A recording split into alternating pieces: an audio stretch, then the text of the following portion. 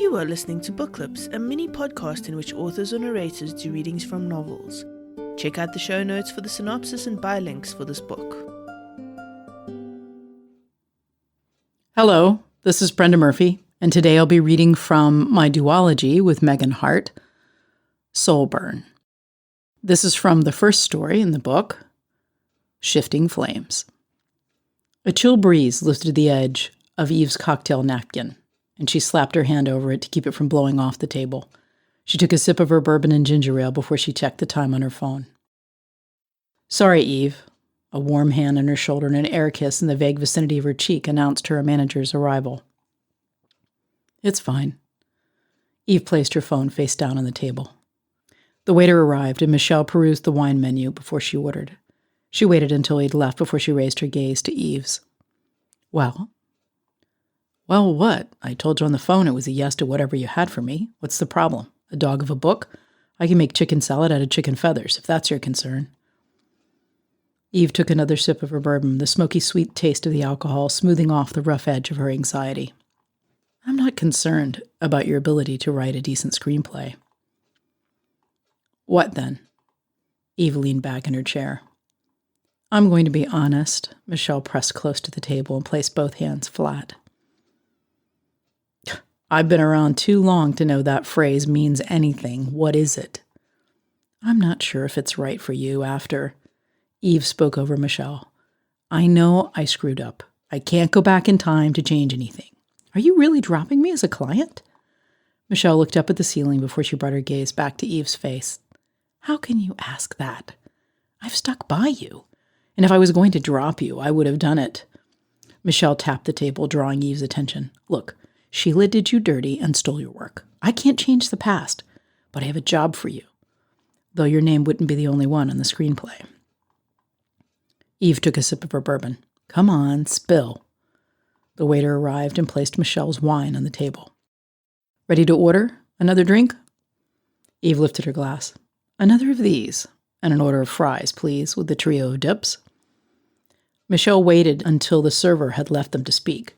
She glanced at the other tables and then leaned closer to Eve. You ever read Celeste Quon's Stone Gate? Yes, along with millions of other people. It was on the Times bestseller list for 4 years? Back when you actually had to go into a bookstore to buy a book. Eve curled the edge of her napkin and then smoothed it out. Want a shot at adapting it? Eve inhaled sharply. Who wouldn't? She met Michelle's gaze. For real? Yes. Why now? It was optioned years ago. Her contract has her with final and full approval of the screenplay. Oh, no wonder. Michelle covered Eve's hand with her own and squeezed gently. Right? But good for us? Because I'm desperate? Because I am. Do I get paid no matter what for my time? Or is it just tied to the script approval? I'm not doing this on spec. You get paid when it's finished, approved or not. Michelle traced the flower design on the tabletop with her nail. What are you not telling me? Eve rested her hand on top of Michelle's, stilling her motion. You'll have to go to Denver to work with her. What? The waiter placed Eve's drink in front of her before he centered the platter of French fries between them, along with 2 small plates. Anything else, ladies? Yes, please. Another glass of wine. Michelle lifted her half-full glass and drained it. She waited until the waiter was out of eavesdropping range. She picked up a fry and dipped it into the small cup of sriracha mayonnaise. She doesn't travel or leave her home. Hasn't been off the place in years and wants to work closely with the screenwriter, according to her people. Eve failed to stifle her grimace. Ugh, she has people. And what the hell? She writes the scariest stories ever and she's agoraphobic? Why can't we Skype or something? Michelle's expression softened. We all have our demons, and she insists on meeting the screenwriter in person. What's the time frame? Eve fidgeted with her fork. And when do I leave? Michelle popped another fry into her mouth and chewed slowly. When can you leave? The option runs out in 8 weeks. Eve raised both brows. What the hell? I'm supposed to drop everything to run off to Denver and work with someone notorious for being difficult and come out with a screenplay she'll sign off on in 8 weeks for one of the most beloved books of all time? No pressure, Michelle. You can say no. Michelle tapped her phone screen with a turquoise painted nail. Tell me the payout. Michelle turned her phone screen toward Eve.